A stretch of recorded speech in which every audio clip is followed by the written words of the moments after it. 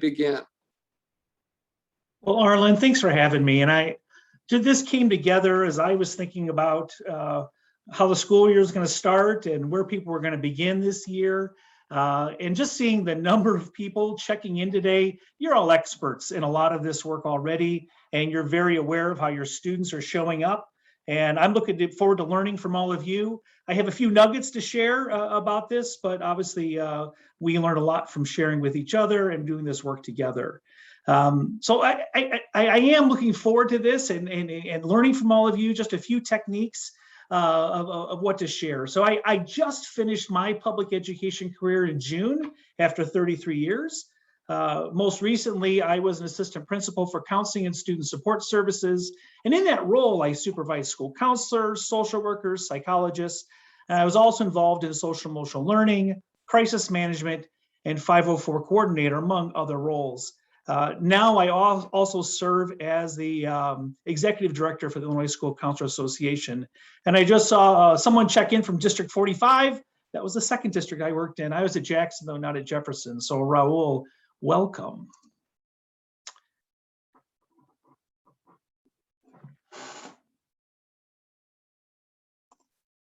So to frame our experiences today, the following learning objectives will guide the presentation and our communications. You will be invited to participate via chat, as Arlen said, several times during the presentation. And on one occasion,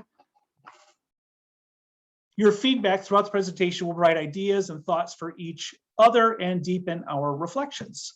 So no doubt the list of questions coming into this school year was lengthy and probably has continued to evolve during the first few weeks of school. In my current role as the ED for the Illinois School Counselor Association, I have the opportunity to speak with people from all over the state. I've heard that some students are doing great and kind of surprising they're doing great, and we're ready to come back to school, while other students are doing quite poorly in different ways than what had probably been expected in the past. I've also heard a few reflections that with all of the attention being paid to students, the staff is sometimes forgotten in what is they may need to process as well. We will balance our time today on student and staff interventions and supports that might be helpful in your work. Yeah, so in the chat, you've already identified the school and where you are. I'm just kind of curious where in the state and the grade levels that you service. You just put that in there real quickly, just so I have an idea about where we're coming from in the state.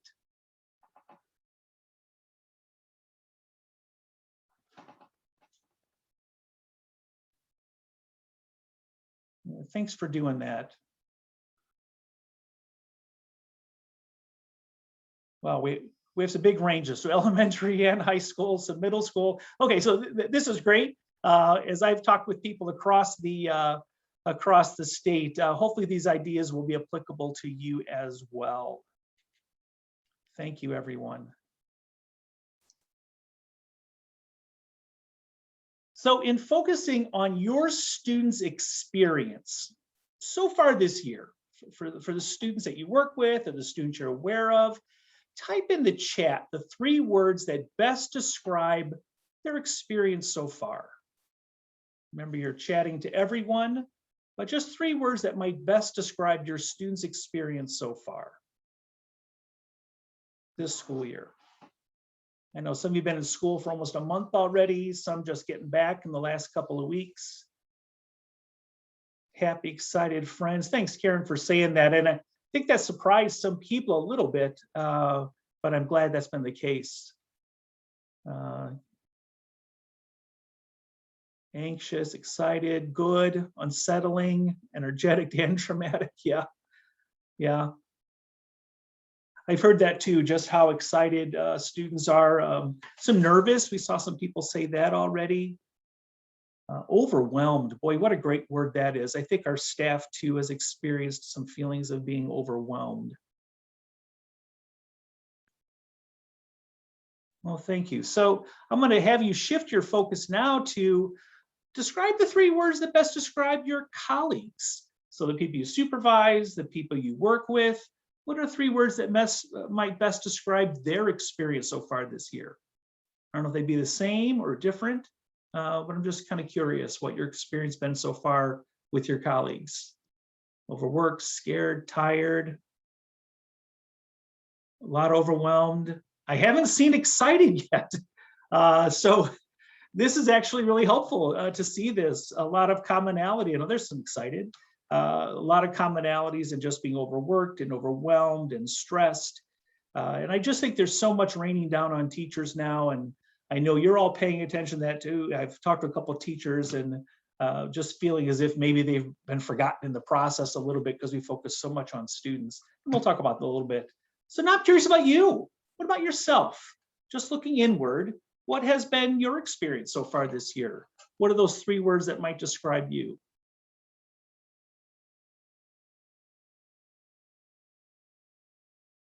Treading water. Yeah. Boy, thanks, Kelly, for saying, yeah, inadequate. I've heard that too from a number of administrators. Just, my gosh, am I doing enough? Am I doing enough? Am I doing enough for school? We're going to talk about that later on in the presentation too, about that feeling. So hopefully, as you're reading this chat and seeing what other people are feeling from across the state, you are probably not feeling it like you're alone. And that's the real goal of sharing what everyone's experience is. Thanks for participating in that. So I'm gonna read this slide real quickly to you. So concerns about the COVID-19 pandemic, anxiety about contracting the virus, public health instructions and measures for confinement and distancing may be traumatic events. More importantly, they are also likely to increase the risk of multiple traumatic experiences and complex trauma among children and adolescents. It's the second section of the quote that we're focusing on today. And for me, it is the need to focus on the increase for years to come, depending on when the pandemic ends and the societal restrictions that have come with the pandemic. I believe we need systems in place today, next month, for the school year and for school years to come.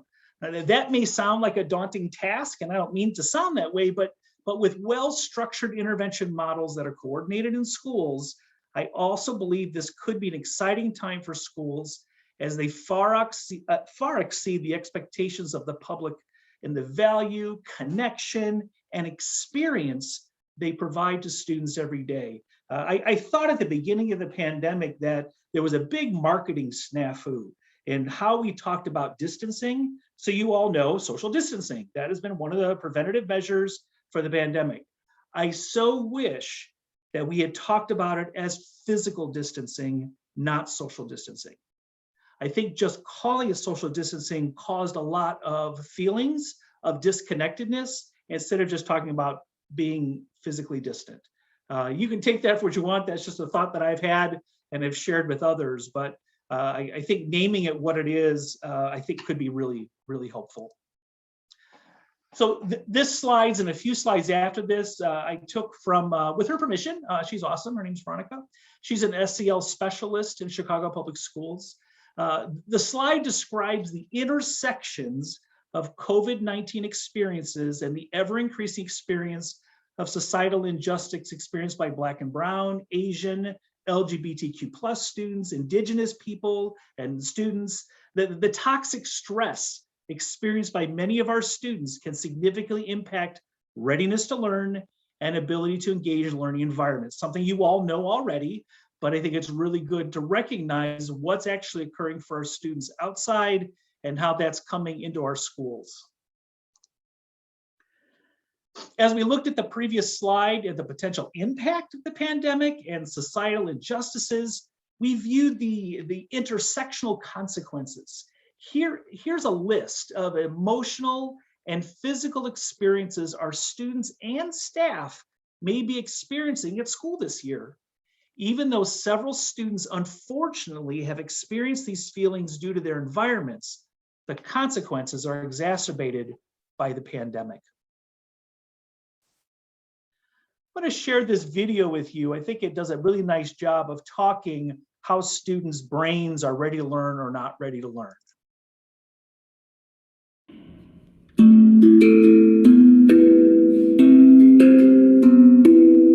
rock just stays big all the time. Now, the good news is that the more you control stress, well, the easier it is to be in learning brain, right? Because that rock is a lot smaller. And what I really want to highlight for teachers is that the best way to keep students in learning brain goes back to why I spent so much time talking about attachment. Students best learn when they feel like they're safe and supported by the adults around them. So it's kind of like a baby elephant. You know how like on those nature shows, the baby elephant is like playing with leaves or exploring a tree or something like that and having a lot of fun. And the only reason why they can do that is because there's a whole group of mama elephants around that baby protecting it and looking out for danger. So a kid with trauma or who's stuck in survival brain, it's kind of like that baby elephant who doesn't have protective adults around them. They can't play and learn because they're way too focused looking out for threat and danger. So this is why I really believe that the most important thing that schools need to focus on, way more important than any kind of techniques or curricula, is really whether or not they are creating that environment where students feel like they're surrounded by these big mama elephants who are going to protect them and watch out for them and make them safe. And when students have that, I bet you it unlocks their curiosity, their eagerness to learn, and play as a way to learn. So I hope that's helpful. Let me know if you have any questions in the comments below. Thanks.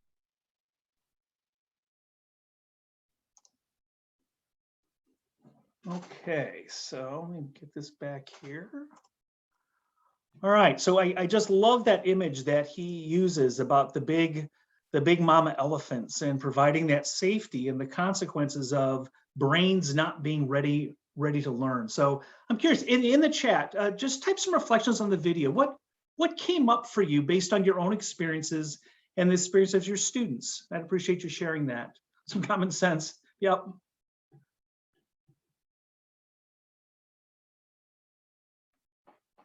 Give you a second to put your thoughts in the chat.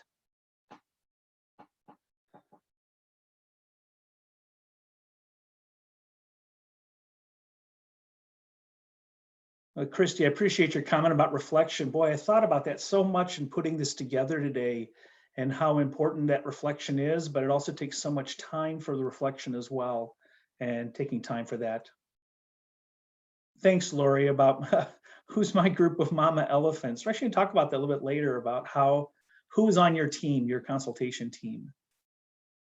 Well, I hope you're all taking a chance to look through the reflections. These are really wonderful reflections on your part, even after a long day that you've all had, a full day at school, that you're in this place of reflecting and having a learning brain, even though probably a lot of us are in that survival brain place based on the reflections you shared earlier.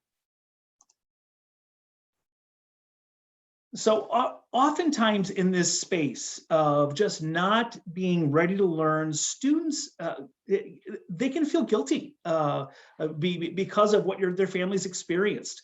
Maybe it was a death in the family, maybe a COVID related or non-COVID related. Maybe their family's just struggling, for food insecurity or housing insecurity, or just being nervous about what's going on.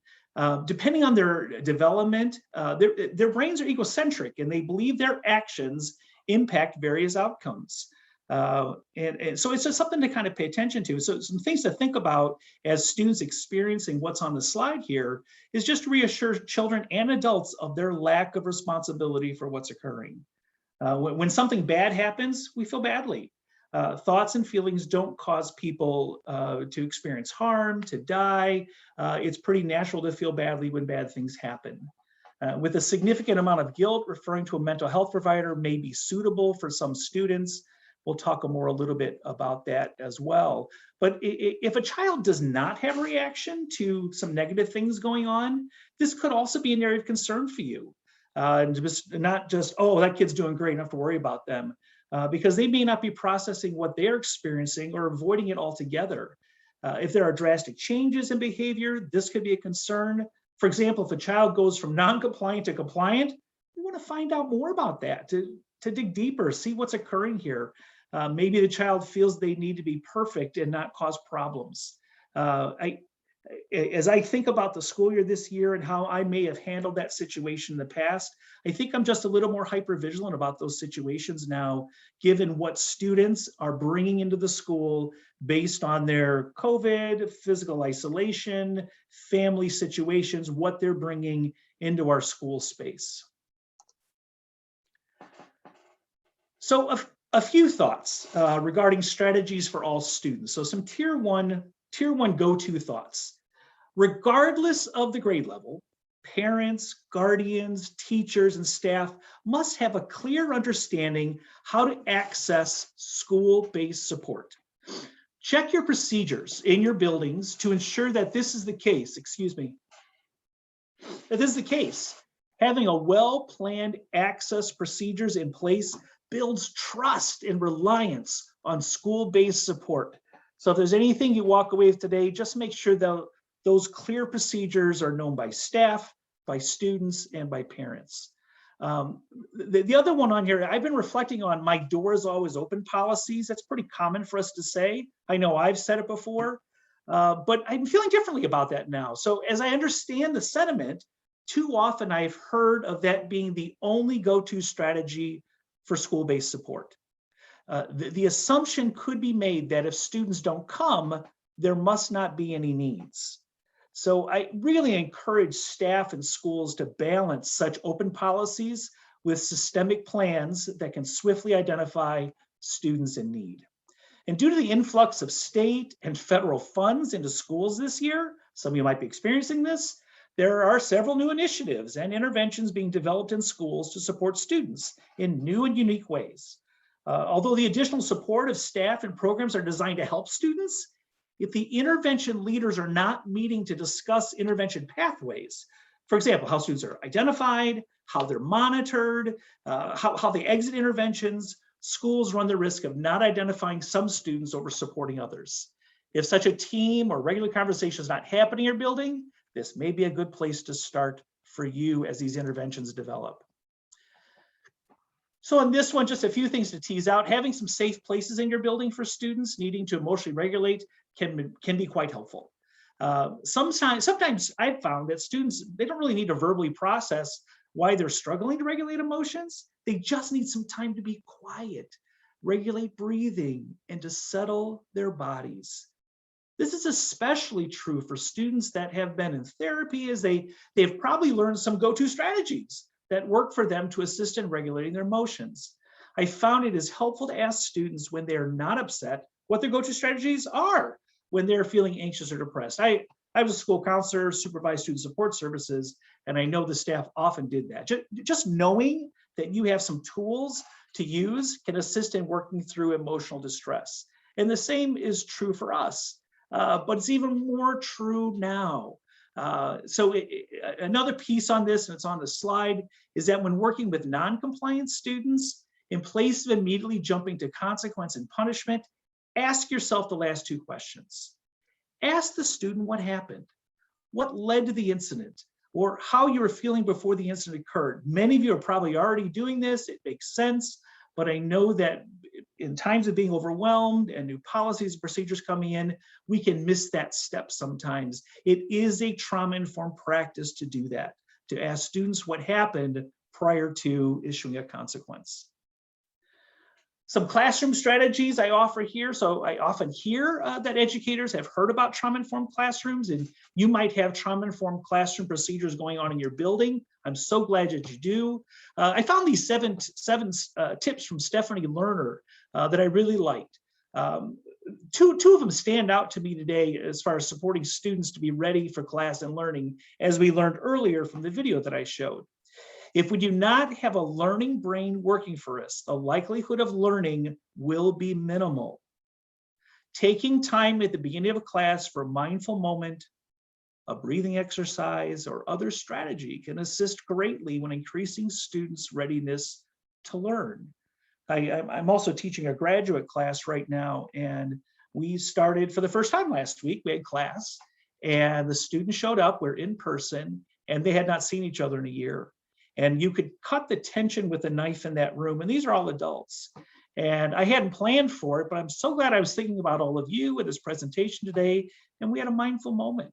We just took some time to ground ourselves, to settle our bodies, to be ready in a place for learning and engagement. I really encourage you to have those conversations with your teachers and the people you supervise as well, to ensure that's happening and not rush through that process. I think it's true for adults, for adults too. So here are some strategies I found to be quite helpful in my work with students. I thought I'd share them with you. Many of these you might know already. There is some research that documents the importance of saying a student's name every day and their level of engagement. You might know some teachers that are really good at this, or counselors, social workers that are really good at this. Some maybe not so much, but it matters. It actually matters on the student's level of engagement. And they could do this at the door as a simple greeting, or in the strategic questioning of students in class. It takes practice, but over time it becomes second nature. Some of you were on earlier. I started off as a music teacher, and one of my largest classes was a freshman girls chorus with 100 students in it. That was a challenge to do that, but that was always my challenge every day, was to say every student's name at some point in my time with them, so they knew that I noticed they were there and that it mattered. So even if we happen to say or do something that causes students to withdraw or to become upset, follow up with the student or students to process what has occurred. Also interpreting student or staff aggression as an opportunity to redirect, as a defendant does in Aikido. So if anybody masters of Aikido, I'm not, I just know about this practice, that Aikido is about protecting the aggressor and the defendant so no one gets harmed. And it's redirecting that energy. And I just love that image of aggression and redirecting aggression to protect both the aggressor and the person who's potentially being harmed. One task I found to be helpful comes from the work of psychologist Heidi Grant Halverson's research on how to be a better boss by using the word together. It may seem like a simple thing to do, but the benefits can be significant. I made it my goal in the last number of years to have in every email somehow, when I'm initiating the email, using the word together in the email. And the benefits have been remarkable in a variety of settings where I have used that. So I want you to type in the chat, so the chance to share and learn from each other, a strategy you have used to assist students in feeling safe in your school, in your classroom, or in your office.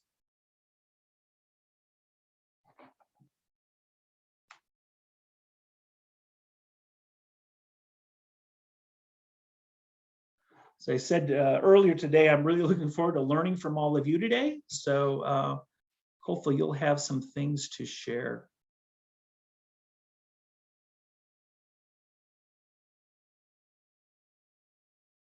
Oh, thanks, Lene. Greeting students every morning as they come in.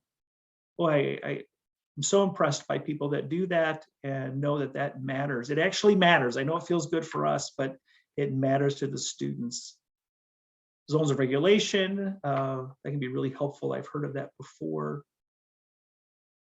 Predictable routines. Tracy, thanks for saying that too. I think more than ever, we probably had some leeway around that in the past on when we switched routines, but being much more predictable with students. It is a trauma-informed practice, and making sure people know about changes in schedules. Everyone knows about them before they happen. It might seem like, oh my gosh, do I really have to do that? And my gosh, it matters so much, especially for these students that are showing up with trauma histories in your schools. Well, thanks for the reflections. If you have more, please type them in there, and keep checking out the chat. So I offered these just for you to use. Again, you may know some of these or use them yourself, but I thought it was a really nice slide of things to do and say. There's a couple of pieces of information to share with you here. So as you read through the list, assess to what degree you're aware of your use of each. I've noticed, especially during the pandemic, that adults can be quick to share their own experience after someone shares theirs.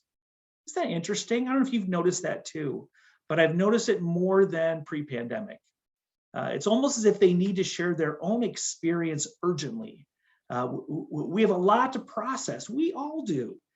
We all have experienced some trauma because of the pandemic. Many of us have experienced varying degrees of that, depending on what's occurred in our families and in our circles, a circle of friends. So showing up, being aware of what that is, I think really makes a difference. And so when we accept the role of listener, it is essential that we remain in the space of support, listening, validating concerns, with the opportunity to follow up as needed.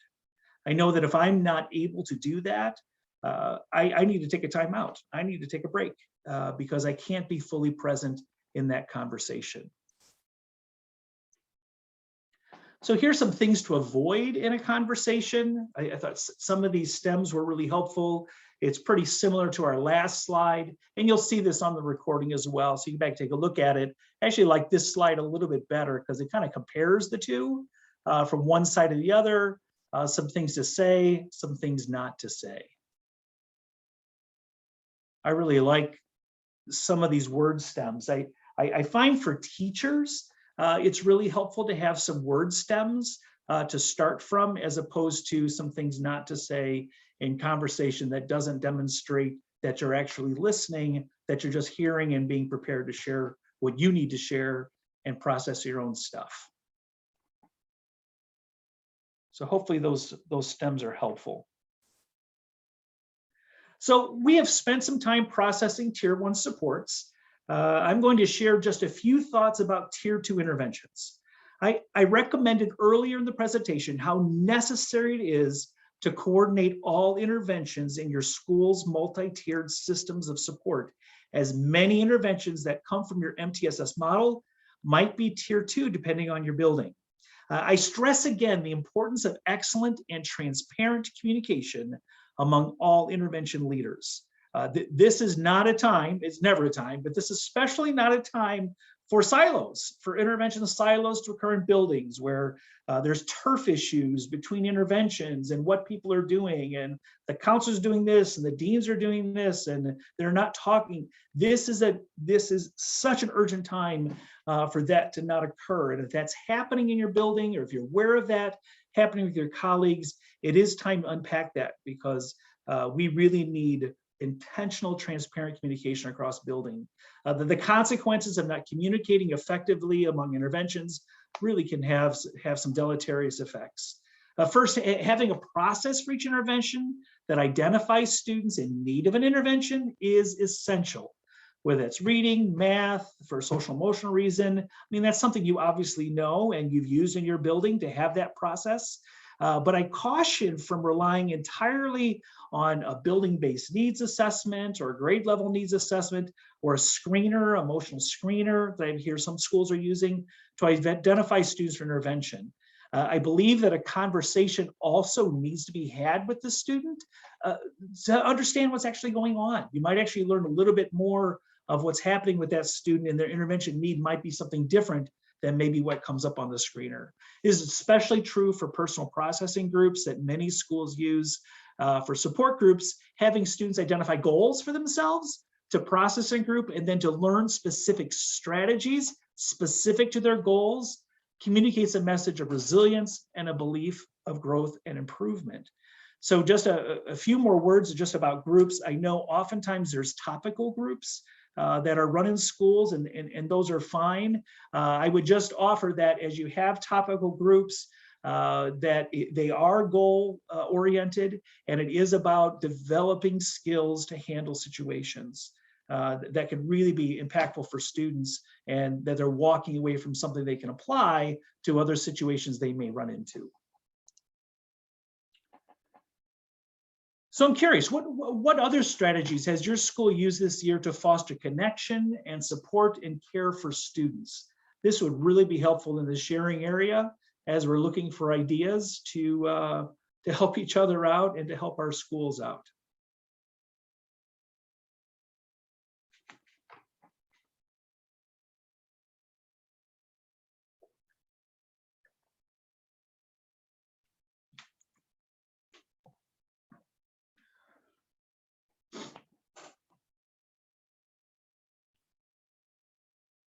Oh, I love the advisory idea, making the bigger school a smaller school. That's awesome. A lot of work, but my gosh, what a great thing. Ooh, regulation strategies on the morning announcement. So as a building, you're doing a tier 1 intervention to regulate emotion. That's a great idea.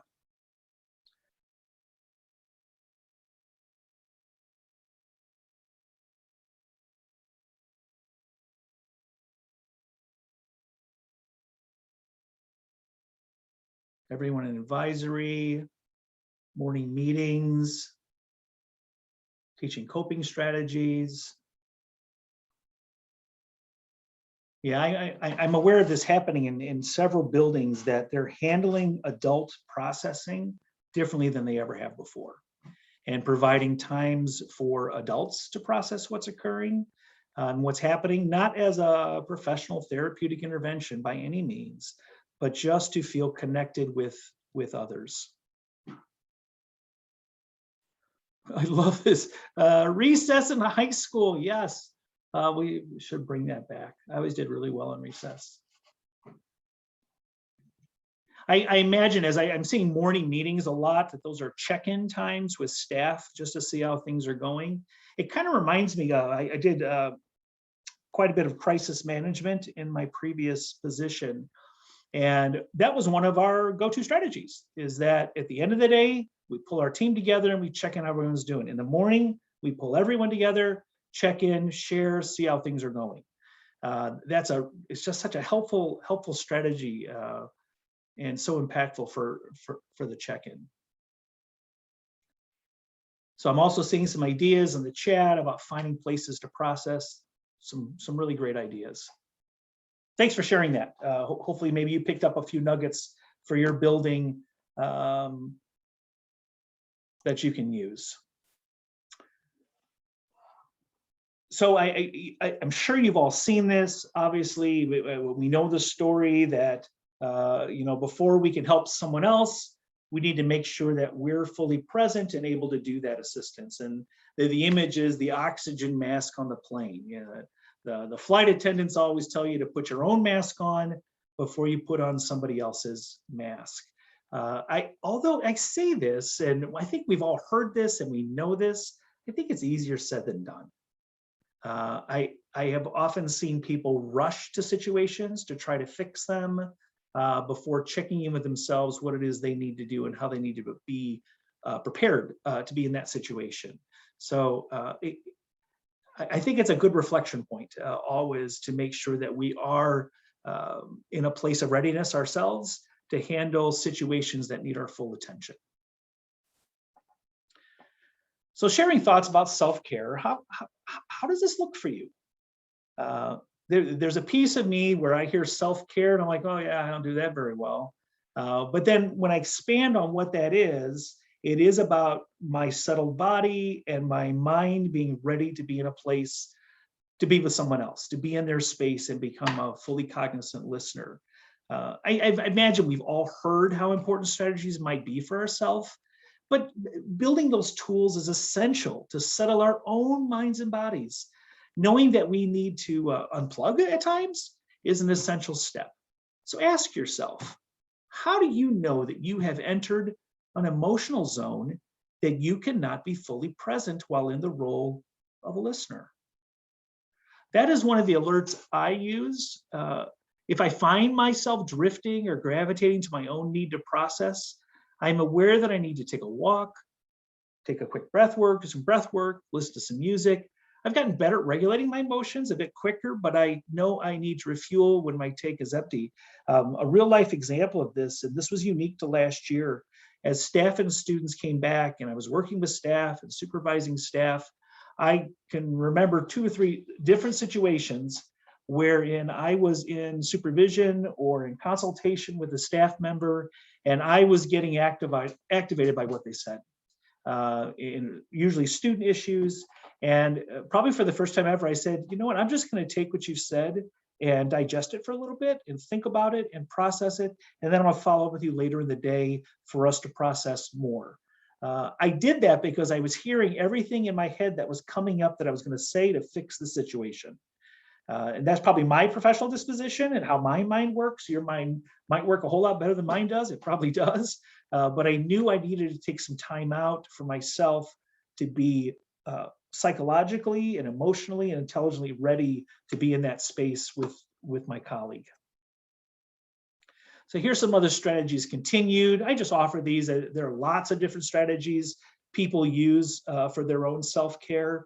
But what I've heard differently, we've seen this in the chat already today, is people providing the space in buildings, the check-in meetings, check-in with staff, some fun Fridays. You're doing things differently now with attention to the self-care of your staff and your students.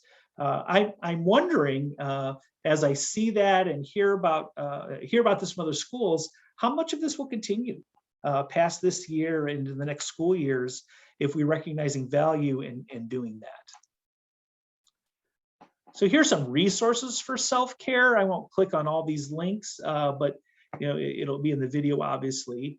One that is out there is that mental health screener up on the upper right-hand corner. That's kind of an interesting thing that we have shared with families before, but lots of resources for self-care to identify if there's something else you need to do, if you need to take care of yourself in a different way. So it's important for us to have this awareness, whether we are working with students or colleagues.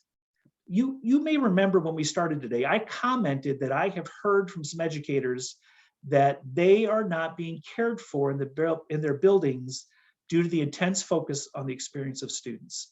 And that may not be the case, but I would say when I hear that from staff, I go, oh my gosh, they need some oxygen from the oxygen mask. They're not taking care of themselves in that and not feeling included in the experience of the building. So I'm not saying that's happening in your building or your school, but I'm curious if that is something that you would reflect on with your staff at this point, to say, hey, to what degree are we needing more staff care than student care, and how do we balance that in that space? So in my supervision work, I often shared with staff that I was able to work with for many years. They got tired of me saying this, but I truly believe it, that isolated practice leads to mistakes. It doesn't matter how skilled, insightful, charismatic, etc. If we work in isolation, we make mistakes. And some mistakes can be disastrous when we're working in isolation. Assess for yourself. Someone earlier was talking about who's their team of mama elephants. Who do you process with? Who do you consult with? Do you need to grow this team? If you're a building leader, how is the value for working together communicated? Is sharing the go-to strategy for your staff or your colleagues or for yourself? This has always been a true statement for educators, but again, even more important now, as the consequences of disengagement, coming from a place of isolation, disengagement where we all were, the consequences for students and staff can have even greater consequences. So if you paid attention to this before, great. If sharing is the norm in your building, if teachers naturally seek each other out for collaboration, if administrators have transparent relationships with everyone, and you have these conversations and you have your consultation team in place, awesome. I found that I always needed to work on that because it never went away as a need. I always had to pay attention to who was on my consultation team and who were my go-to people when I needed that level of support, and always over-relied on that. Even when I thought I had a pretty good idea or I had a pretty good decision about something, I would often consult about it first, just to make sure my thinking was correct, especially when there were people that were emotionally charged in the situation, or if I was triggered by a situation, I was always checking out my thinking around how I was going to act in a given situation. So I put this on here just because I think when the disengagement happens, there's burnout. That's what this slide is. And we've seen educators across the country in the profession, in all educator positions across the country, they've left their jobs and schools not being able to fill positions.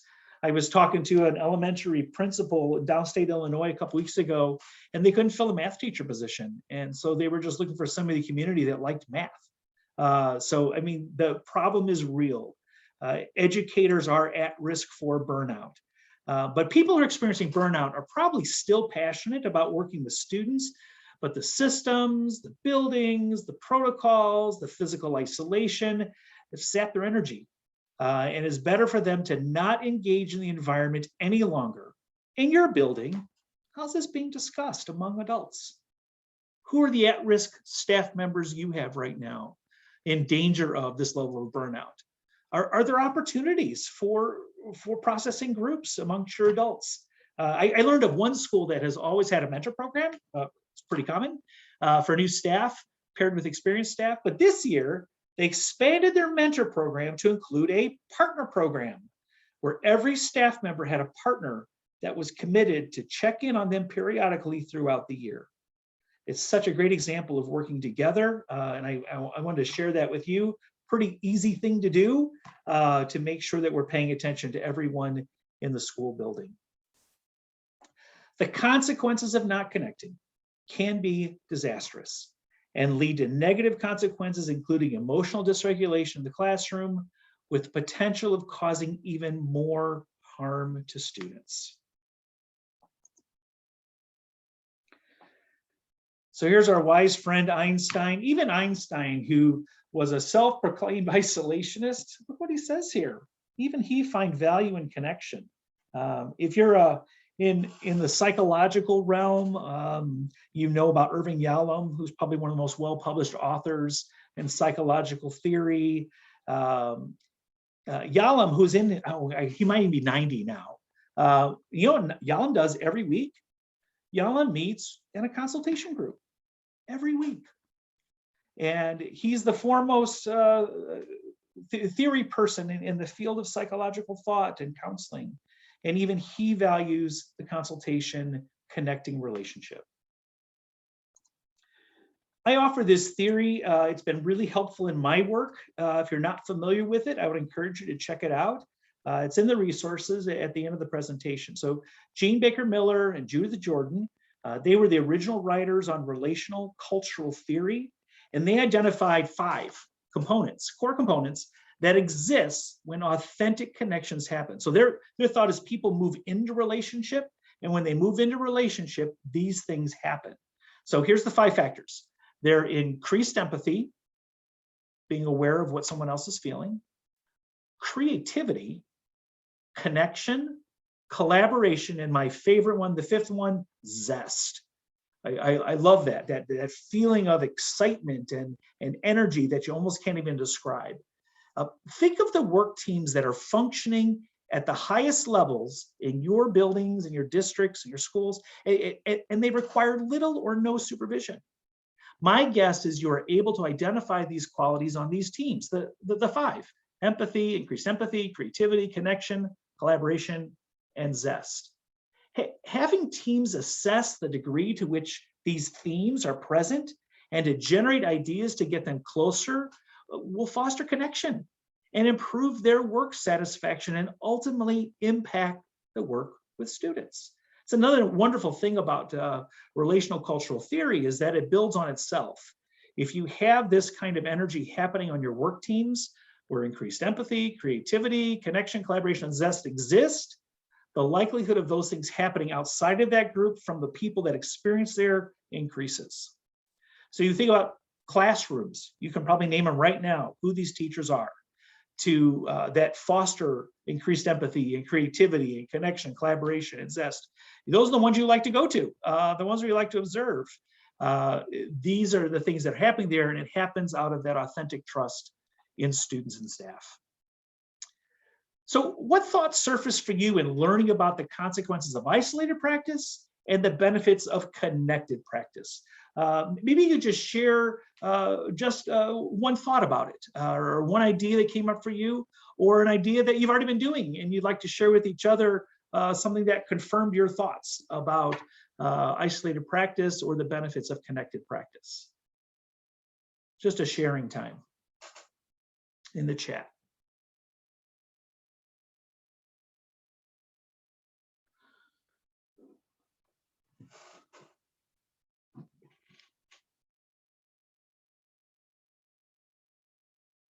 Wow, thanks, Karen. Yep, Isolated Price has no accountability. However, I would say the accountability is in people making mistakes. They are held accountable for that. That's the consequence of it. But thanks for saying that.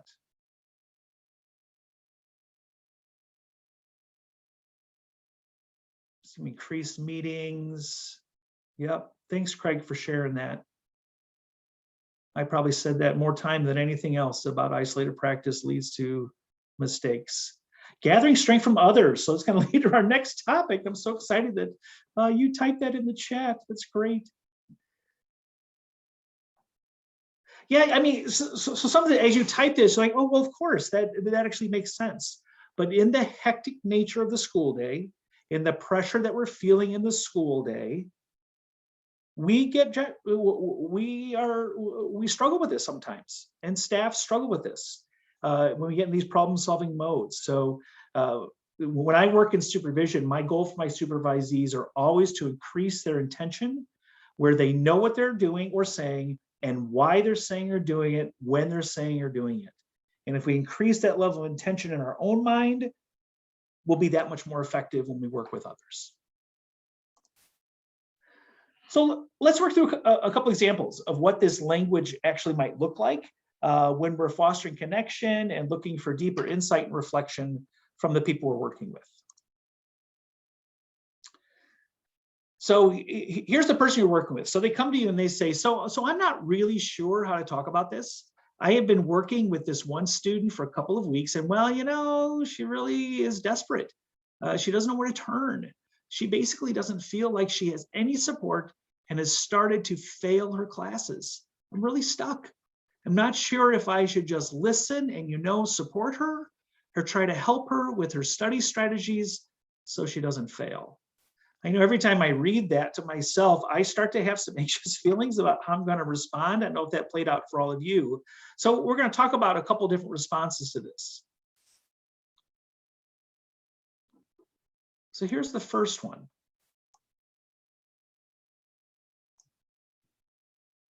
And here's the second one. So as you look at those two responses, as you read through them, which one do you think you might gravitate towards? And they're not right or wrong, but they do different things. Again, when I told you about increasing the level of intention, where you know what you're saying, why you're saying it, and when you're saying it. So which one would you gravitate to? So just type in a number 1 or a number 2 in the chat. I'm curious where our group is landing. Lots of ones.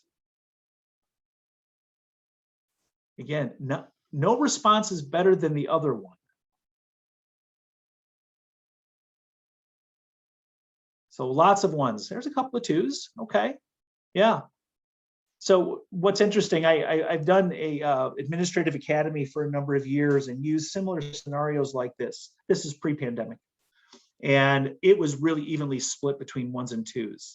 I have a hunch that those of you that said 1 may have thought 2 in a previous time, but are probably much more dialed into the experience of opening up someone's reflection in an open-ended question, like the first response is. That's interesting to me, but it's just something to think about. I'll share this with you too. So anytime you offer an answer to someone, so if they ask a question, or you're anticipating what they need to hear or providing an answer, the second you provide an answer, it shuts down their interpersonal process. So know that you do that with intention. If you're really wanting someone to work through an issue, be reflective of that issue, follow up with a question of inquiry. So puts them in that reflective space. I'm gonna do one more. So I'm really confused how differently students are handling being back at school this year. I expected some students to struggle, but the ones who are struggling are really struggling, and some students are doing great. I'm struggling how to support all of my students equally. I'm not sure if I can do this. You hear the burnout in there, don't you? So here's 2 responses. So just type again in the chat, kind of response 1 or response 2.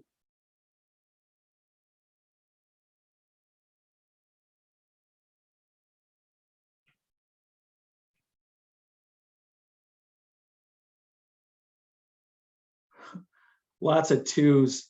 I actually heard somebody say, response one, they were sharing a story with me, and their administrator said, I think you should take a sick day. So that's a real life example that someone heard an administrator say to them. So I just thought I'd share that with you. I'm glad a lot of you are sharing number two. I'm not saying one is a bad response by any means. It's just the level of intention is different. That's the thing to take away, is that you're aware of what it is you're trying to do in that moment, and just not responding in a way you think is the right way to go, but really reflecting on what that level of intention is. So a core foundation to my theoretical disposition is strength-based work. If you are interested in learning about strength-based leadership or strength-based counseling, there are several resources to explore. The initial component is being able to identify our own strengths and verbalize them prior to identifying strengths in others. So what is it you do well? What have you received feedback from others about regarding your work? Knowing your strengths increase the likelihood of the intentional use of your strengths. This understanding of how a strong self, understanding what we do well, is essential in strength-based work. One of the characteristics I appreciate the most is the isomorphic effect.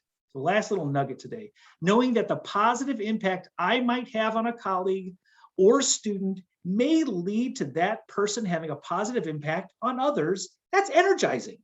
Knowing that as a leader, I do not have to impact everyone directly relieves some of my anxious feelings of, am I doing enough?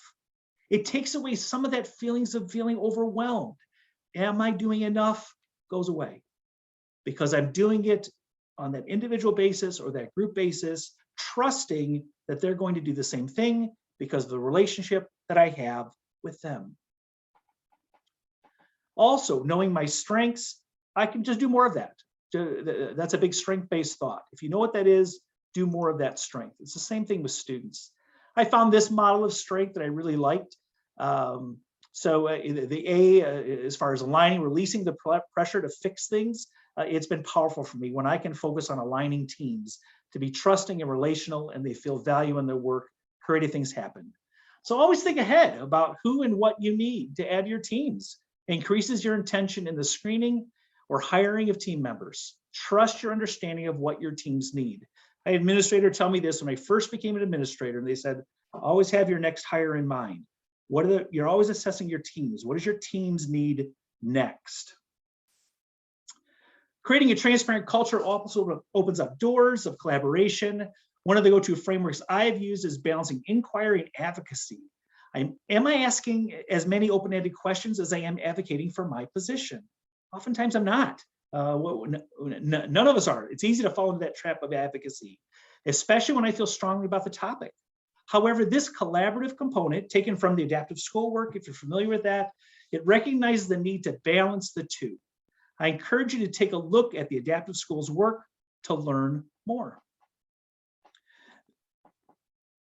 So Jim Collins in Good to Great talks about having the right people on the bus. The second piece of that is having them in the right seat. It's another way to kind of think about this, this notion. So I'm curious, this is our last sharing time here. What is one strength-based action you will take? I know we went through that very quickly, and our time here today could easily have been 3 or 4 hours. But as you think about strength-based work, what's something you might take away from this particular time for us today as we shared what might be of value in strength-based work?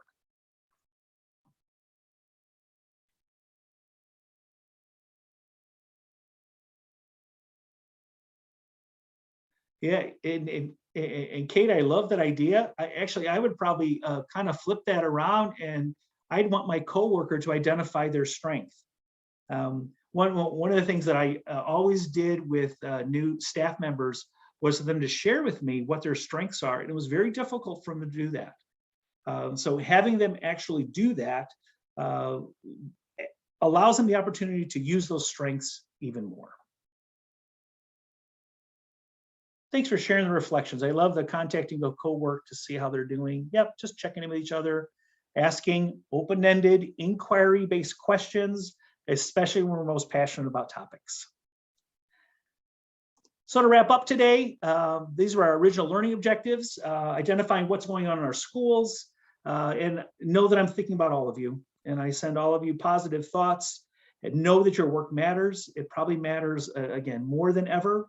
It's always mattered, but there's a lot of fragile people right now, as you know. We learned about some of the emotional challenges students have, especially when they have trauma histories, and coming into our building and exploring what trauma-informed strategies look like, and that it's at the point of contact where students are activated. How do we respond in that moment when students are in emotional dysregulation? And then just learning some language strategies for strength-based work and how to foster those strengths in others. So I want to thank you for participating in the webinar today. This was so much fun. I learned from all of you. And if I could ever be of assistance, or you want to talk further or share other ideas with me, or you need some resources, gosh, please let me know. My email address is right there at vince.walsh.rock@gmail.com. And I hope we stay in touch. Take care, everyone. Vince, thank you so much for sharing your strategies and your tips for student and staff mental health. Very helpful stuff, very actionable, very much appreciated. We've got just one more minute before it's time to wrap up. So if there's any questions of Vince, you can share in the chat, ask in the chat. I see a lot of thank yous coming in, which is great. Let Vince know he was appreciated. If you'd like to share on the microphone, raise your hand, and I will allow you to unmute so that you can speak on the mic with Vince here. And we'll keep an eye on the chat too in case there's any questions that come in.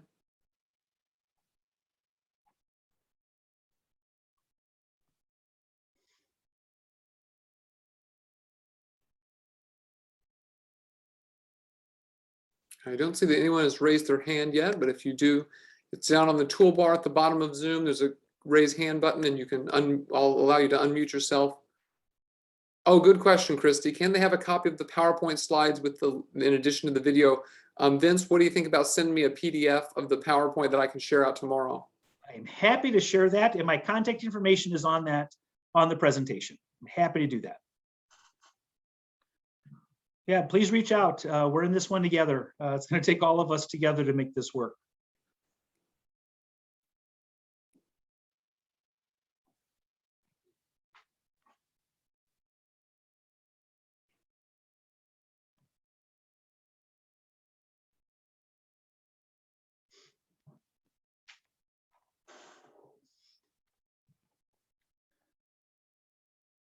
All right, well, I don't see anything coming in chat, and nobody's got their hand raised. So you are free to log out of the session, everyone. I want you to take care and have a great rest of the school year as well. We'll be doing more webinars like this in the future, so be on the lookout via email. I'll be following up with everyone tomorrow with a link to the recording and a link to the evaluation to get the PD hours evidence of completion form as well. So thank you very much, Vince. Really appreciate it. My pleasure. Take care. All right, you too.